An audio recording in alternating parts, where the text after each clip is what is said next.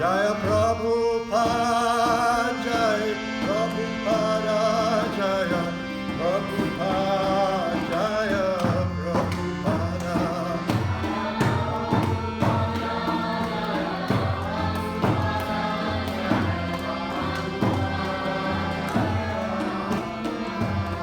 Jai Prabhupada, Jaya Prabhupada, Jaya Prabhupada, Jaya Prabhupada.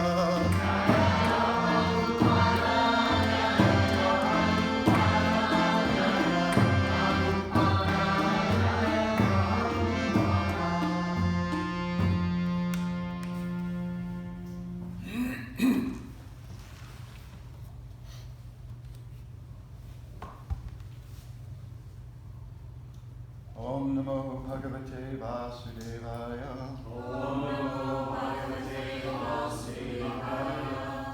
Om Namo Bhagavate Vasudevaya.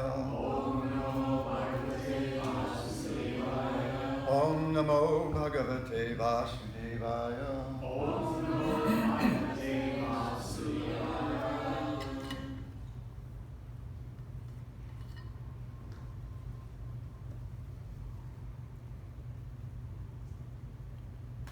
So today we'll take a look at Srimad Bhagavatam, Canto 3, Chapter 16, texts 13 through 15.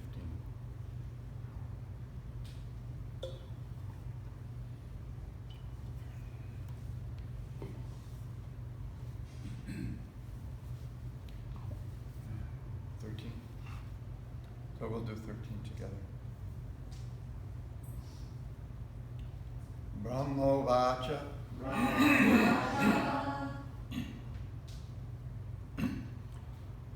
Maybe it'll be a short class today. Ata Tasyo Shatim Devim Ata Tasyo Shatim Devim Rishikulyam Saraswatim Rishikulyam Saraswatim Nasvadya Manyu Dashtanam Nashvadya Manyu Dashtanam Tesham Atmapi Attribute This is probably better for younger people who had more sleep. Attripyata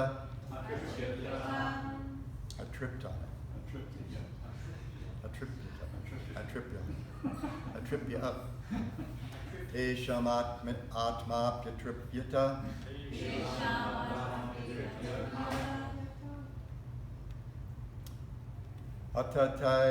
Atatasyo Shatim Devim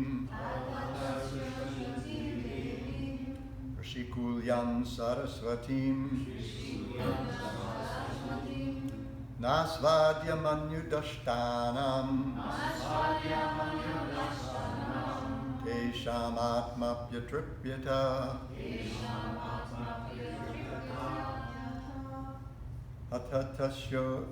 Atatasyo Shatim Devim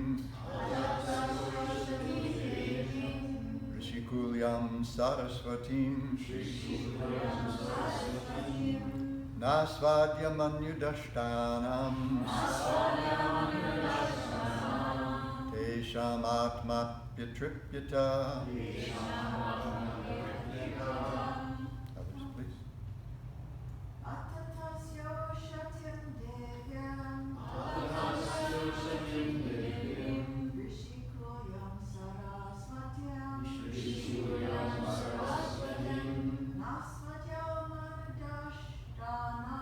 Nasvadya Manudashtanam Tesham Atma Pyatripyata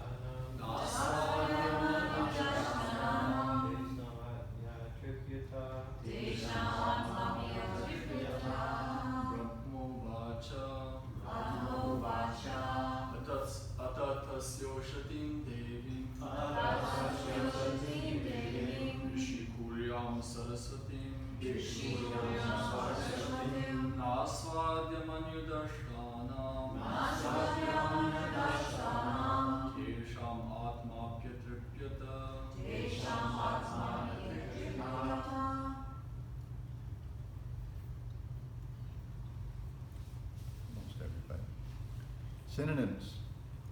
Brahma, Brahma, Lord Brahma. Lord Brahma, Uvacha, Uvacha, said. says, Atha, Ata, now. now, Tasya, Tasya, of the Supreme Lord. of the Supreme Lord, Ushatim, Yatim, lovely.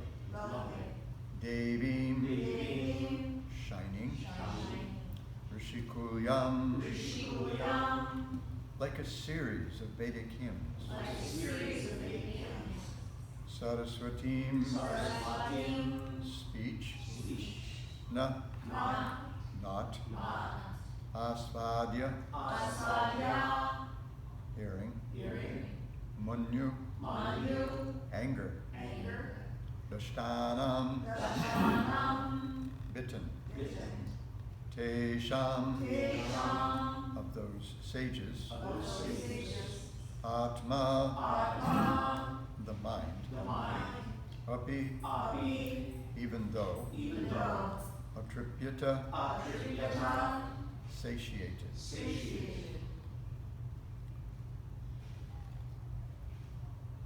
Translation and purport by His Divine Grace, A.C. Bhaktivedanta Swami Srila Prabhupada. Brahma continued. Even though the sages had been bitten by the serpent of anger, their souls were not satiated with hearing the Lord's lovely and illuminating speech, which was like a series of Vedic hymns. Responsible. Pardon? What? Not satiated? Means they wanted to hear more. That sticks out. Well, frankly, I find the construction of the sentence confusing. Because the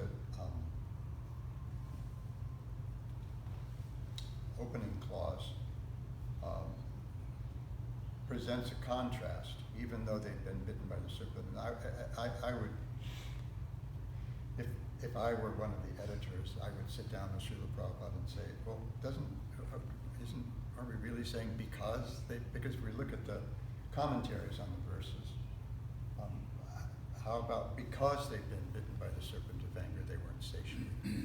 Because it doesn't seem like they weren't satiated despite the fact that they were angry. They weren't satiated, even though these lovely things were said to them, apparently praising them. We'll get to the apparently part. They're still upset. Okay, text 14. Satim yadaya shanvato lagvim gurvarta gavaram vigahya gara gambhiran navidus tatchakirshitam. The Lord's excellent speech was difficult to comprehend because of its momentous import and its most profound significance. The sages heard it with wide open ears and pondered it as well, but although hearing, they could not understand what he intended to do. Srila Prabhupada's purport. It should be understood that no one can surpass the Supreme Personality of Godhead in speaking. There's no difference between the Supreme Person and his speeches, for he stands on the absolute platform. The sages tried with wide open ears to understand the words from the lips of the Supreme Lord, but although his speech was very concise and meaningful, the sages could not completely comprehend what he was saying. They could not even comprehend the purport of the speech or what the Supreme Lord wanted to do, nor could they understand whether the Lord was angry or pleased with them. And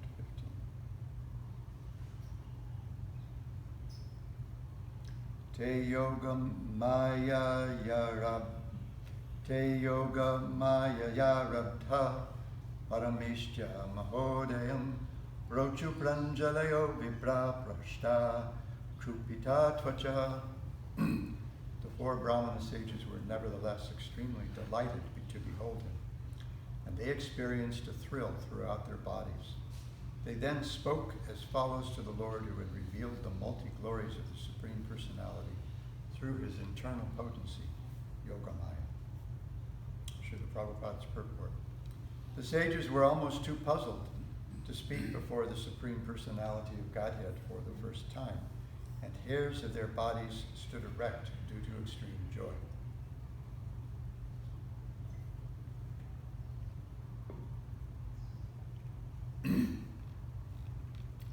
Pardon. The highest opulence in the material world is called Parameshya, the opulence of Brahma. But that material opulence of Brahma, who lives on the topmost planet within this material world, cannot compare to the opulence of the Supreme Lord. Because by the transcendental opulence because the transcendental opulence in the spiritual world is caused by Yogamaya, whereas the opulence in the material world is caused by Mahamaya.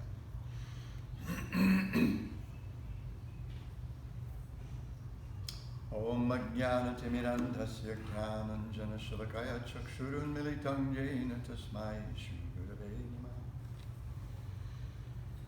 Mukhaṁ karoti vachalam pangum langhayate girim jatkripatamaham vande Shri Gurum Dinataranam.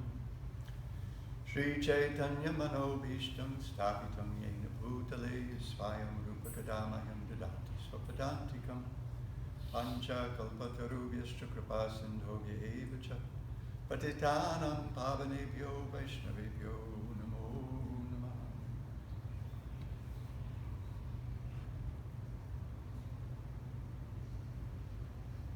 Atatasyo Satim Devim Shikuyam Saraswatim Nasvadyam Anyudashtanam Teshamatmapya Triptyata.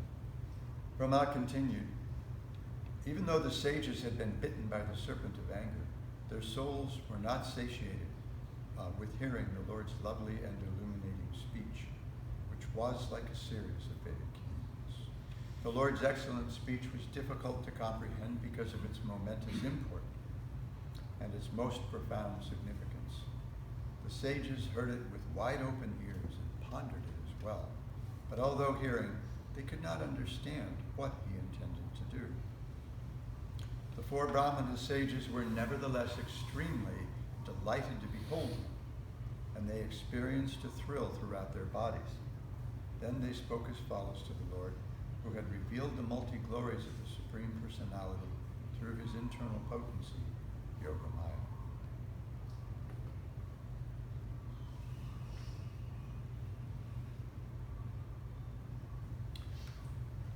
So there's a lot going on in these 3 verses. Much under the surface, as Vishwanath Chakrabarti Thakur points out. Because there's much going on in the previous dozen or so verses, 11, 12 verses, 11 verses, starting with verse 2.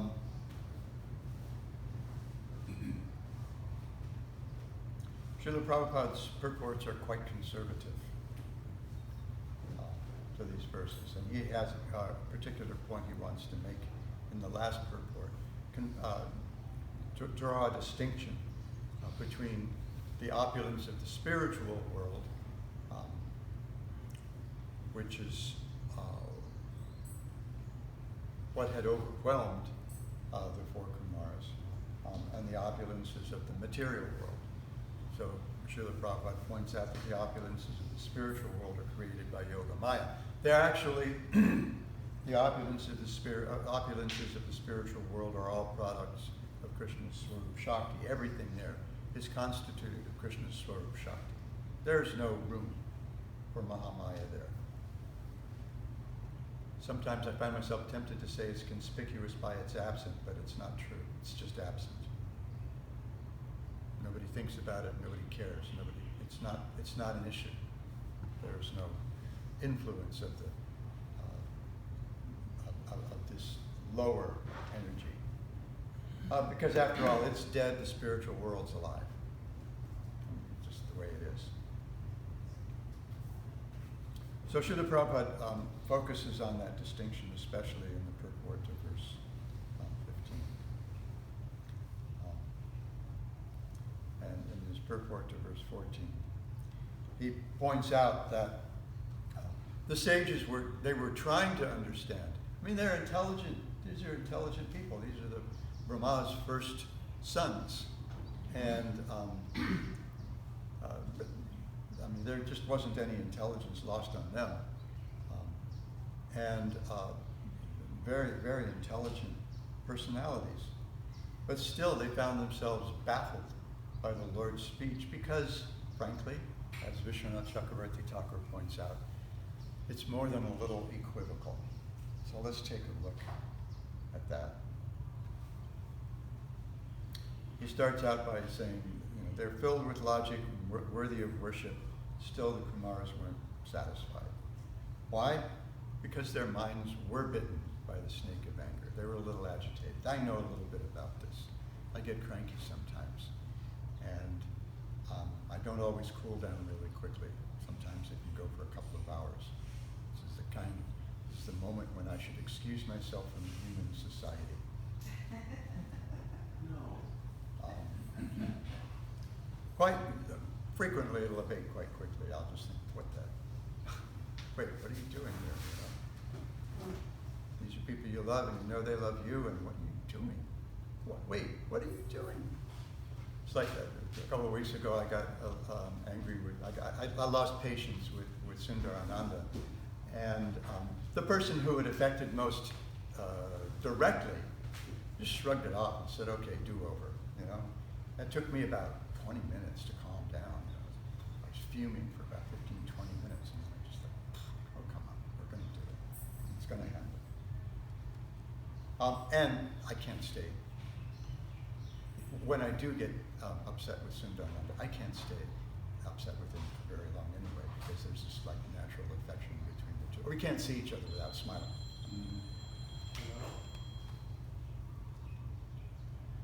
Sorry.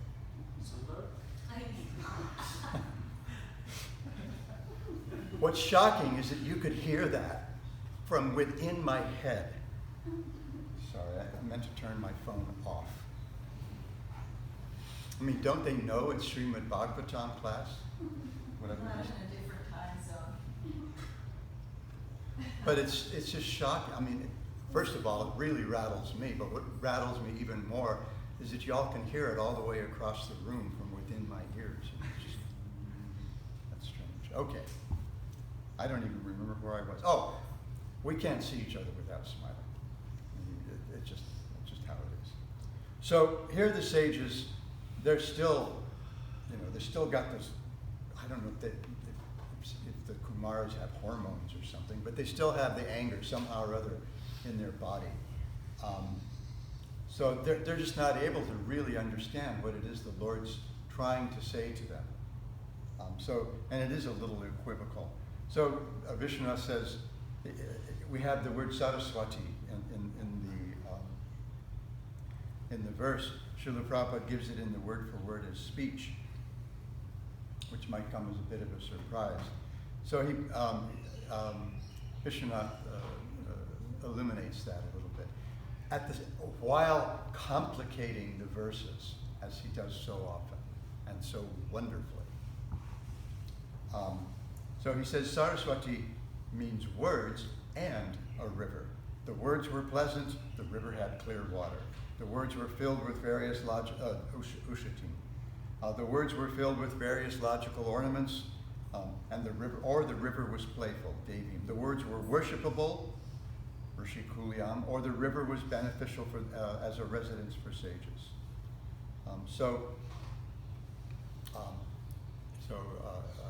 Vishwanath's kind of playing with this, and he's saying he points out that because their minds were still bitten with this snake of anger, they really couldn't, they just couldn't make heads or tails of what the Lord was saying.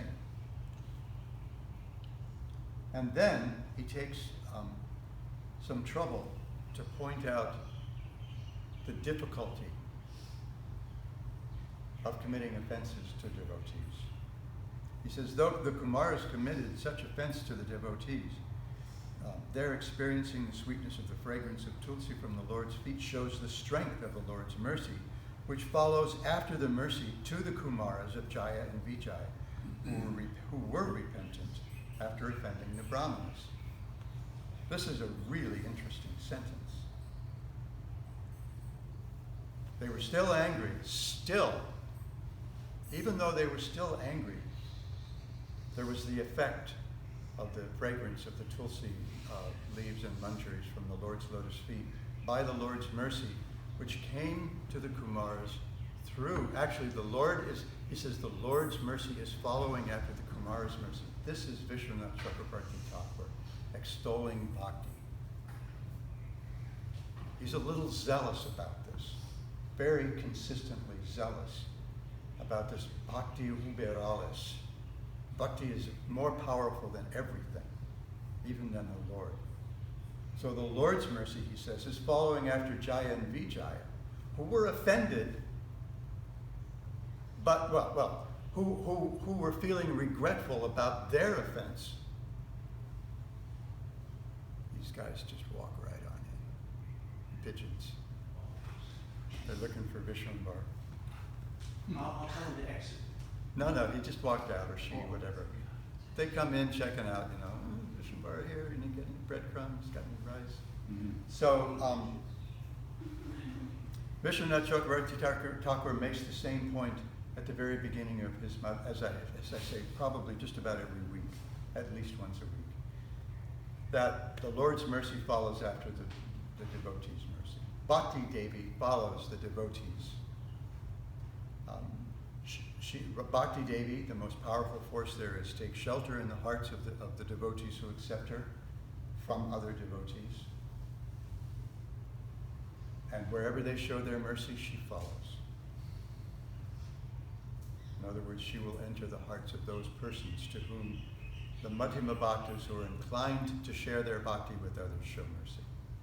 And so the Lord's mercy, and so Vishwanath says that the Lord,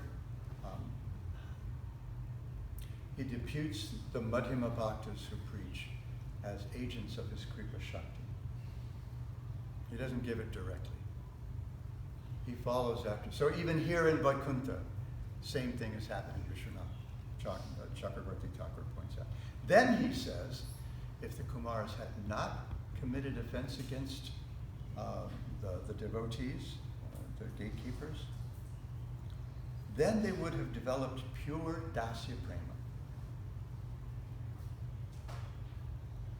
Because they're going to get the same kind of prema from the devotees that they have in their hearts. But it was downgraded because of their offense to Shanta prema, Shantirati. And to substantiate that, he quotes from Bhakti Rasamrita Sindhu. By an offense against the dearest devotee of the Lord, even real bhava will be destroyed. Even real bhava will be destroyed. Destroyed. Strong language.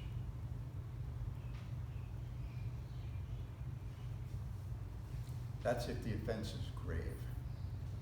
If it's a very strong offense, it can actually destroy even real bhava. Not bhava bhas, but actual situation on the platform of bhava. That budding prema. If the offense is medium, then it will turn to bhava bhasa. It'll turn to a semblance or a shadow of bhava. And if it's slight, then the bhava will become of an inferior type. That's just a little, there's that one thing there in the third chapter of the Bhakti Rasamrita Sindhu. It's a little unsettling. You don't see it much, you don't see anything like that much anywhere else, but it's there. And it's just a little, a bit of a warning. So that's something to note. In his commentary on the next verse, Vishwanath Chakrabarti Thakur has a lot of fun with the entire monologue, the Lord's entire monologue to the four Kumars. He says there's an external and an internal meaning. There's a plain meaning, and then there's an implied meaning. And the sages are just baffled by this because their minds are scrambled by their offense to the devotees. So he says, The sages are supposed to be omniscient, so he says, well, these two are my associates. In other words, he's implying, you idiots, don't you know what you did? You cursed my associates. You're not paying attention? You used a little too much force. And then he says, ignoring my attentions, they offended you. However, before offending the Kumaras, Jai and Vijaya had no experience of ignoring the Lord's intentions. They were all about the Lord's intentions. That's what it means to be Krishna conscious, right? So what he's saying is that, they offended the Kumaras, so what he's saying is that we can't really blame the doorkeepers because this is all an arrangement. And then he says, oh yeah, okay, I will allow your punishment. Well, duh, it's not going to happen if the Lord doesn't permit it, right? It's just not going to happen. Because I'm capable of nullifying any curse. We're going to see this later in this same chapter.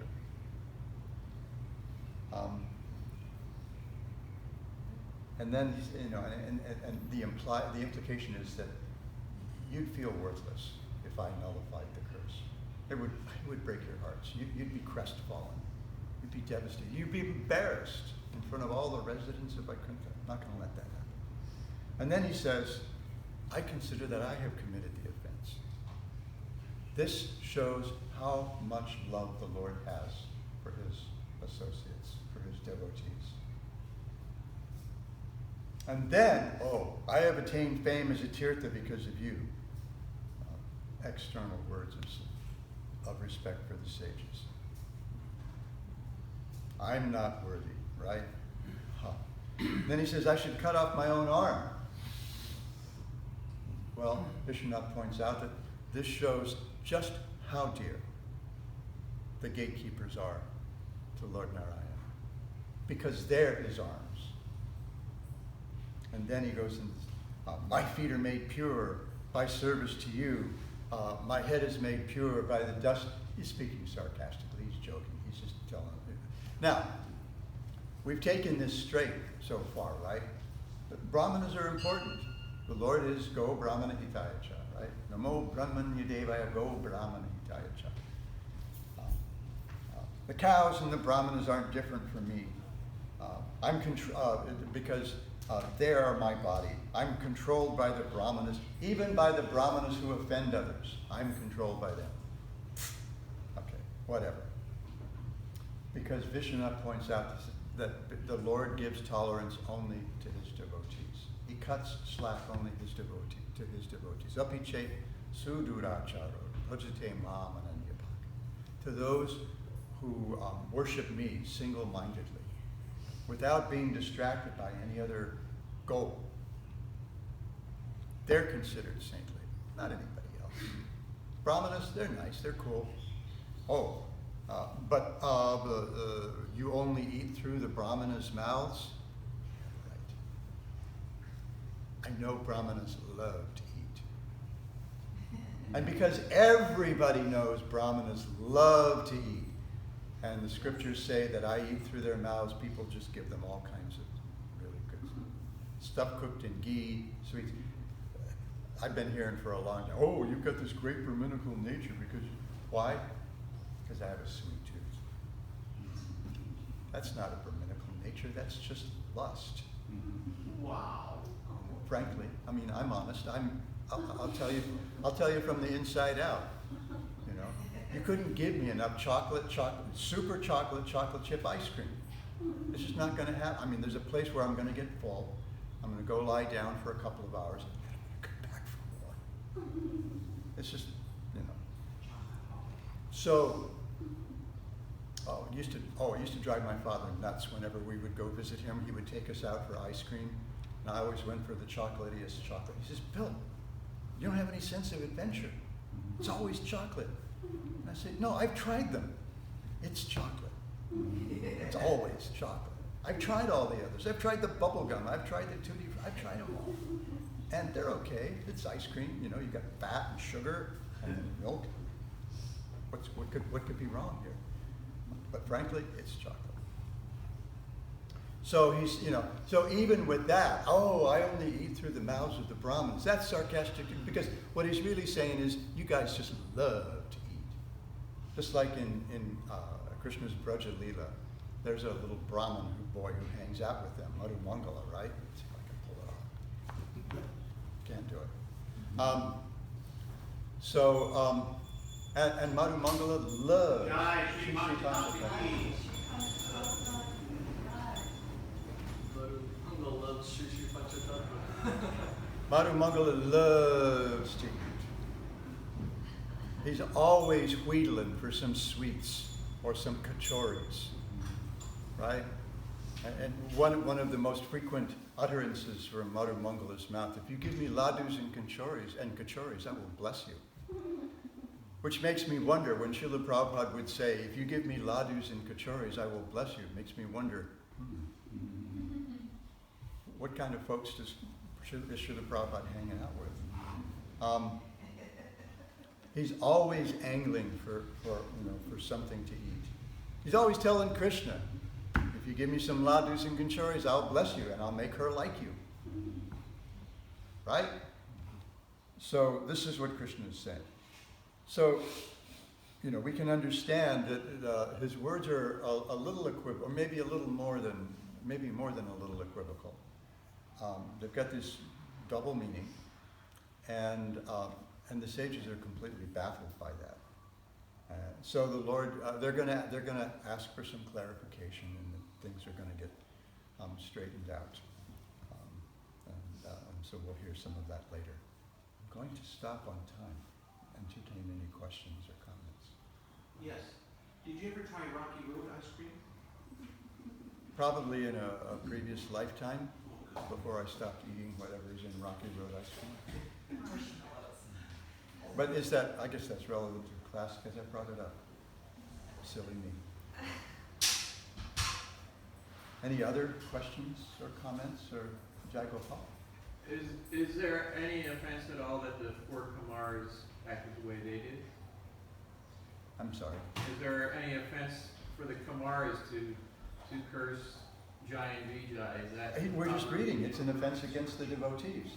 Because it's an offense against the devotee, it's a slight offense because the bhava that they could have attained was downgraded from Dasya Rati to Shanta Rati. Yeah, I just read that. It is an offense. They cursed devotees. Yeah, that's an offense.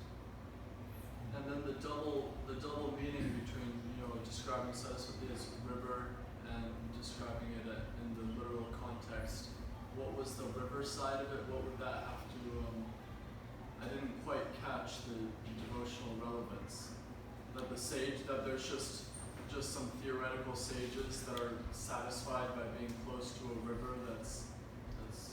It's a nice place to live. Well, where he takes that is that even though they're tasting that water, which is inherently sweet, they can't really appreciate it because their consciousness is still polluted by their anger. That's where he takes that. I see. He says their souls, their intelligence, their mind, these things they weren't satisfied because they were still polluted by that anger. So even though the water is very sweet, very, what are the three things? Clear, playful, and beneficial as a residence for sages. Who invited kids? Clear, playful. They're always giving me a hard time.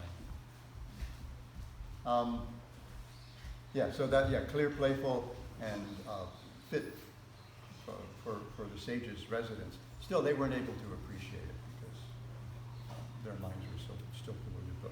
But I have personal experience of this. People will try to, well, look, it's not that big a deal, and I'm still thinking, yeah, yeah, it is. You just don't see it, right?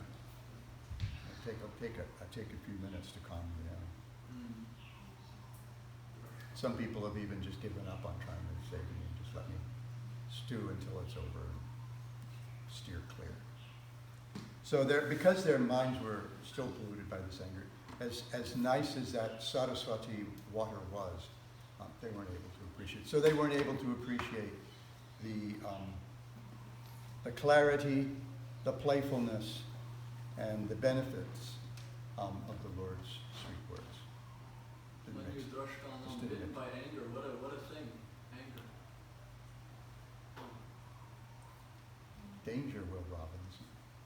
So I guess it kind of explains later on when they were not satiated in the first verse, kind of goes on to explain that because they were perplexed about what Lord Vishnu was thinking about, they didn't know what the result of. We just read that, yeah. So Yeah, that we kind read of that. explains that whole confusing first Yes, verse. yes, we just read that. Okay, thank you so much for your attention. Grantharaj Srimad Bhagavatam Ki Jai. It's